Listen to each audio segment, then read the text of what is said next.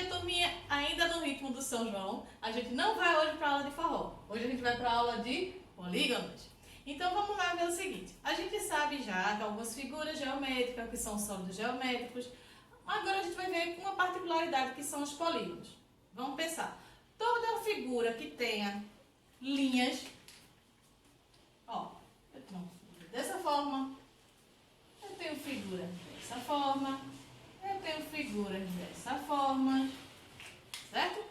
Algumas têm linhas abertas. Deixa eu voltar aqui. Outras têm linhas fechadas, mas todas são figuras. Porém, nem todas são polígonos. Por quê? O que é que difere? Para ser polígono, gente, a figura tem que ser fechada e não pode se cruzar. Porque quando a gente cruza a figura, ela deixa de ser um polígono. Ela passa a ser duas figuras diferentes em uma só. Então, para que seja figura, seja um polígono, ela não pode se cruzar. É a primeira dica da gente, tá? São linhas fechadas que não se cruzam. Sabendo disso, vamos para a segunda parte, tá? Como eu vou diferenciar, professora, o que é um polígono e o que não é um polígono? Ou o que é apenas uma figura geométrica? Vamos pensar o seguinte, eu trouxe 3 exemplos para você. Vejam só, a gente vai pensar no seguinte, se eu tiver uma figura desse tipo aqui, ó, ela vai ter o que de diferente das outras? Eu vou ter aqui vértices, eu vou ter face e vou ter arestas. Ó, são vértices, meus pontinhos, não é isso? São faces, são arestas, o que liga um vértice ao outro, e a minha face, ok? Nesse caso, eu tenho um polígono. Eu trouxe um aqui exemplo para vocês verem com a circunferência. Ó. Se eu tenho só o contorno, eu não tenho uma circunferência. Se eu tenho a circunferência, dá para vocês verem aqui, ó. Isso aqui, a imagenzinha do contorno fechadinha, eu tenho um exemplo de circunferência. Já quando eu tenho um corpo redondo, olha, 3 dimensões, que corre com facilidade, nesse caso aqui eu vou ter uma esfera. Então a gente tem 3 situações e a gente precisa diferenciar uma delas.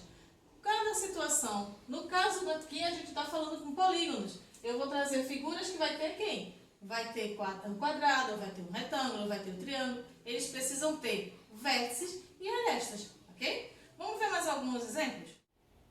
Nesse caso a gente teve aqui, ó, trouxe um exemplo para vocês, um quase quadrado, né, gente? Não está muito certo não, mas a gente imagina que seja um bloco retangular e que a gente encontre nele 4 lados, né? São 4 arestas, 4 vértices e a face.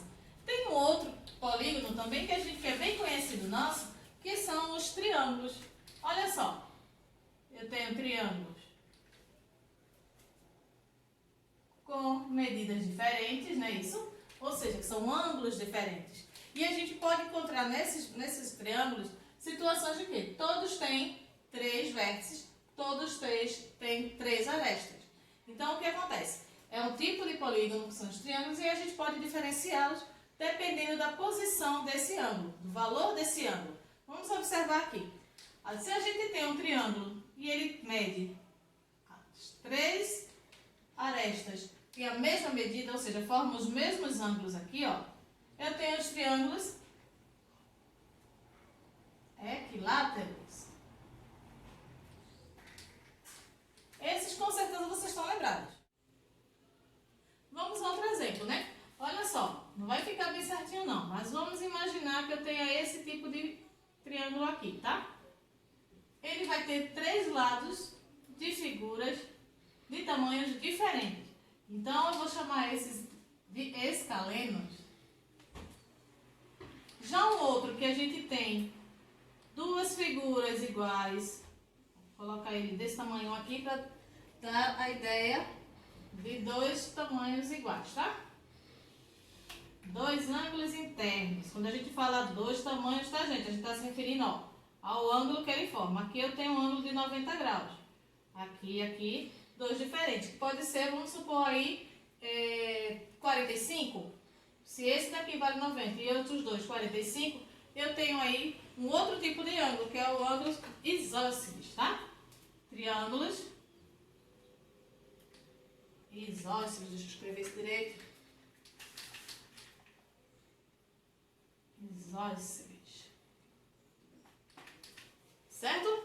Então, vamos pensar. Além dessa situação, a gente ainda tem outra coisa para diferenciar os ângulos, que vai depender do ângulo interno desses triângulos, que vai ser eles o quê? O triângulo retângulo, quando ele aparece já com um dos lados sendo 90 graus, dando a ideia do triângulo retângulo.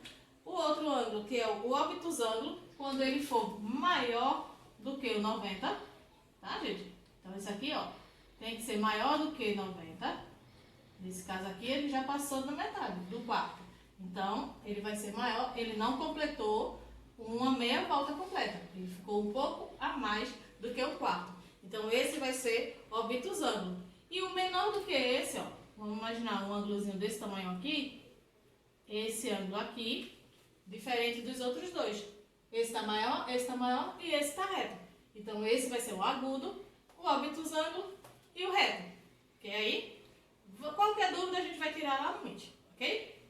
Beijinho, gente. Até lá.